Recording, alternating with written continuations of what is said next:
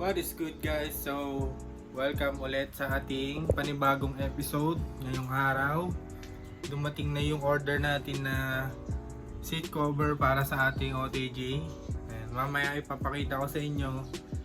So, ngayong araw, lilinisin na natin yung ating seats.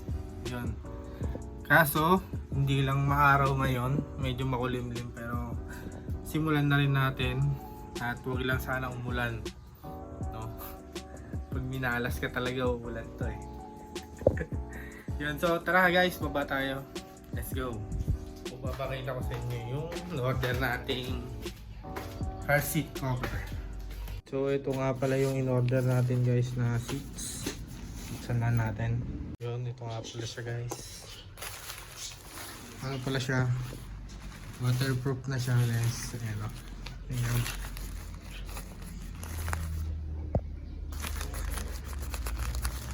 Ayan yung ano niya, texture niya. Ayan, dalawang piraso na nga to. Order ko to sa TikTok guys. Mura lang to. 300 pesos guys, meron akong cover para sa OTJ nyo. Ayan. Ayan, magamit nyo yan. Kumbaga pag nakaparking kayo, kunwari, tapos maulan, hindi nyo naiisiping mababasa yung mga upuan nyo.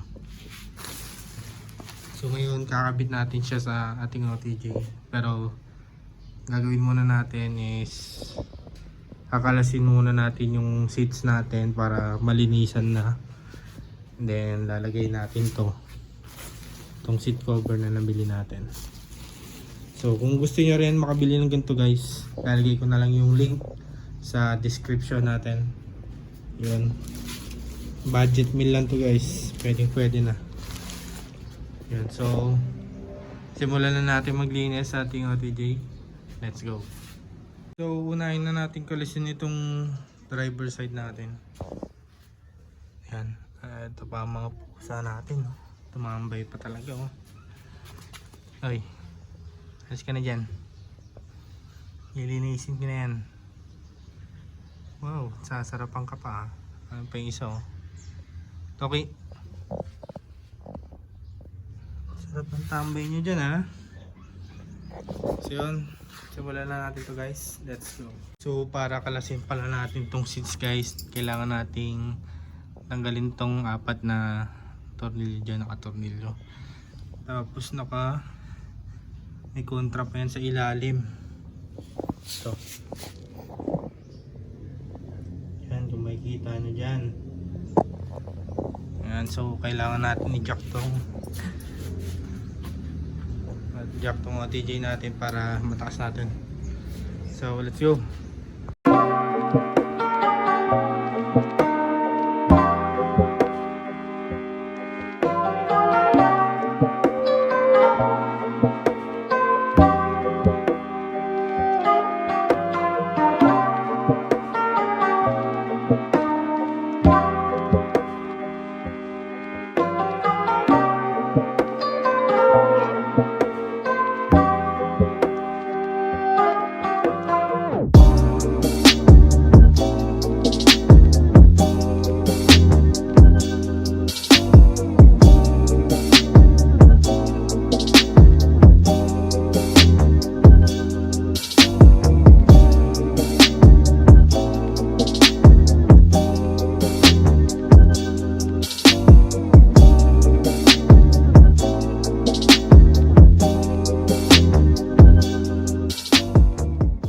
Guys, nakalas na natin yung isang upuan. So simulan na natin itong linisin. And grabe hirap tanggalin. Sobrang ilalim kasi ng tornilyo nya. Hirap abutin, tsaka hirap din yung jack na gamit ko. So simulan na natin itong linisin para ikabit na rin natin. Tas yung isa susunod na natin mamaya pag inabot pa tayo. So yun, linisan na natin to. Let's go. So gagamitin ko pala itong foam cleaner na na-order ko sa TikTok guys. Yun, so dahil siya sa car and house, foam cleaner for car and house. Yun. So, testing natin siya dito sa seats natin. Kung mabango siya o makakatanggal ba ng dumi. So, testing natin to guys. Let's go!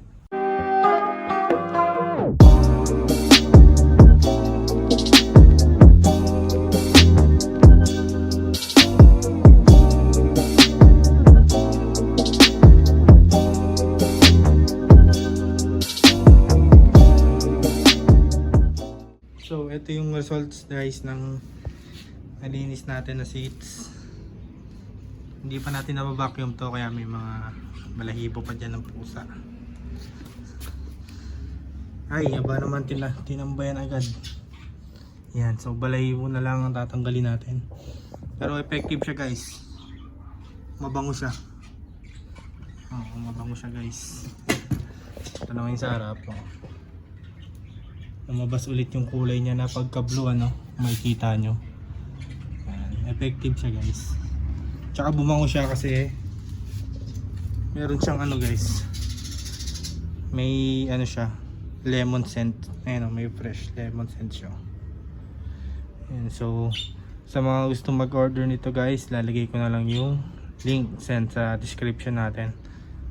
And so yung gagawin na lang natin dito is i-vacuumin na lang natin, then tapos bibilid natin para matuyo siya. Yan, tapos yun, lalagay na rin natin yung seat cover na nabili natin, then babalik na rin natin siya. Yan, so nabalik niya yung kulay nung seats natin guys. Hindi lang natanggal itong mga balahibo kasi mahirap talaga tanggalin yan. Yan, gagawin natin, vacuum natin siya. Yan po yung pusa natin, makulit oh.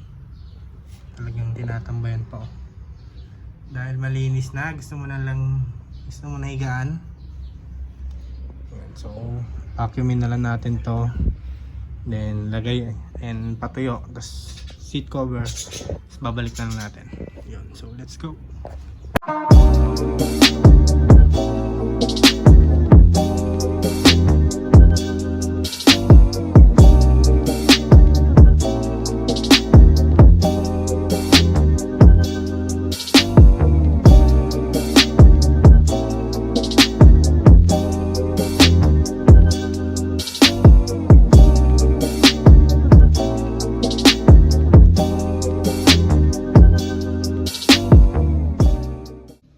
Guys, tapos na natin ilinisin itong isang sa driver seat natin na puan.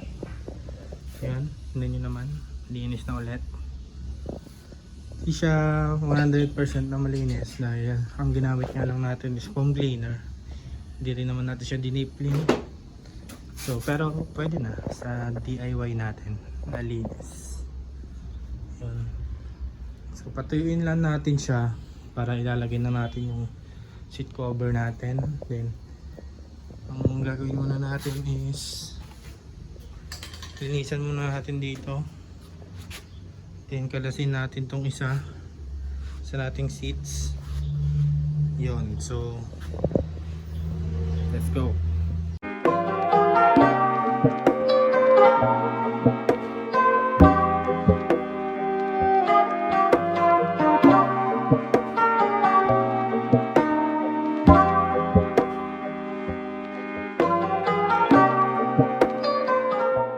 So nalinisan na natin tong ilalim ng upuan. Nasa na natin. So next naman, kakalisin naman natin tong seat natin sa kabila. Kaso masigip nga lang. Paano kaya natin ito?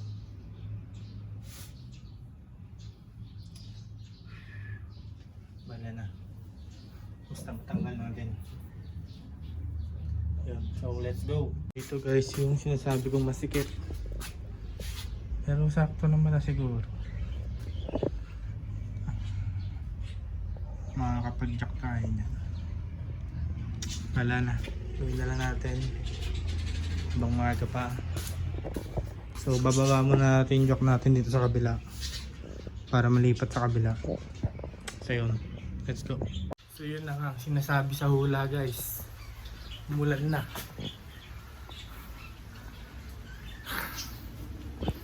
Pero na-jack na natin siya. Ito sa kabila.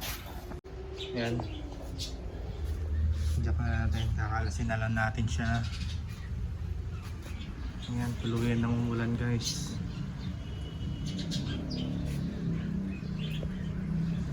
Hindi na natin siya masyado babasain. Buti na lang po ang cleaner ang gamit natin. May vacuum tayo. So tatanggalin na lang natin to. Ano matapos na. Mabilisan na to guys.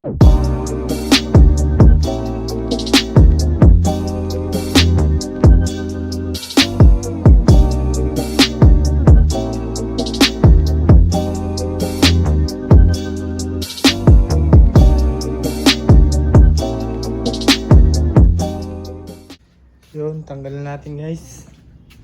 Upuan. Tingnan nyo man kung gaano ko kadumi yan. Tingnan nyo. Tiri.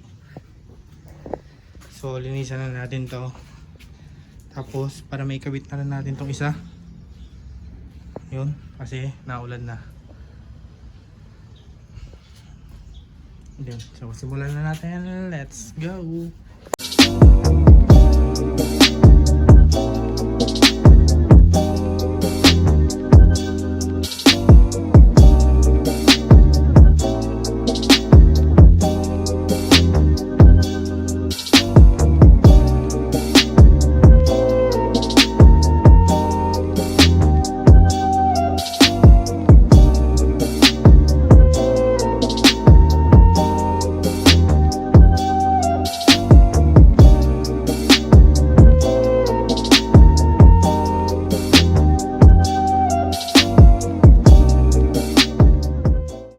Tingnan nyo naman guys, parang bago na.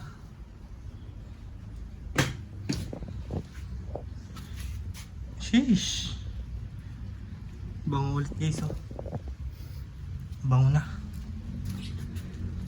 solid. Kala mo nagpa-dip din ano, bumalik na ulit yung kulay nyo. Pagka blue niya, bumalik na ulit. Nice ba yun guys? So, thank you CPLA foam cleaner. Medyo nalinis-linisan naman nating seats para sa ating OTJ. Yan. So, patuloyin na lang natin to.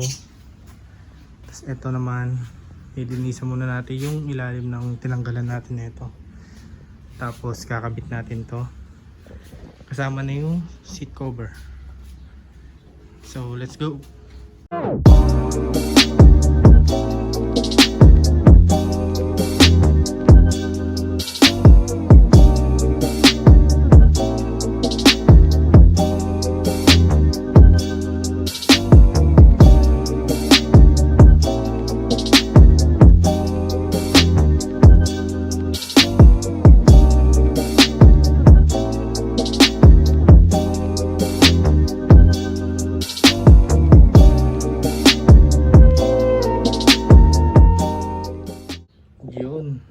Linis na ulit guys.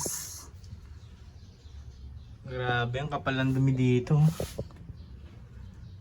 Ayan, nice na ulit, wala na. Kakabit na lang natin yung ating mga upuan. Yun.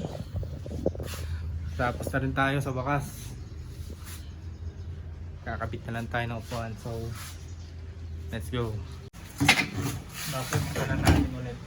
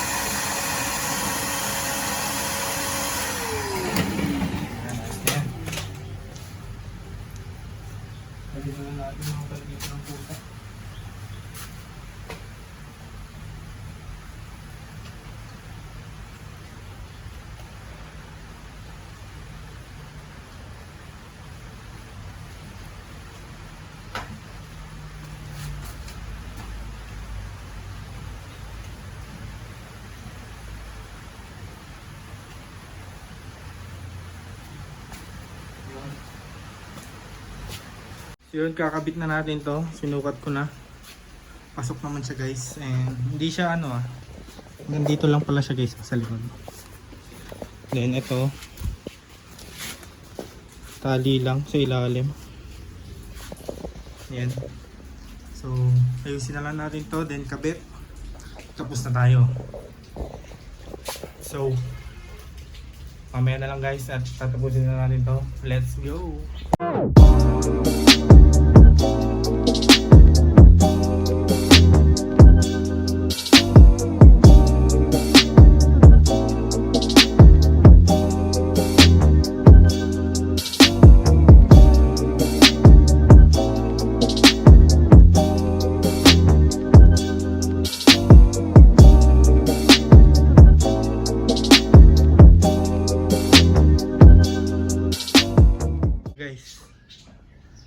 Ayos na yan. Hindi na mababasa yung seats natin. Pwede na. Tatali lang siya dito.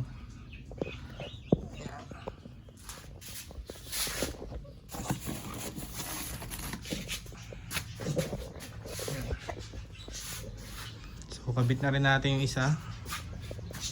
So nating seats, then kakabit natin siya ulit sa ating OTP. Let's go.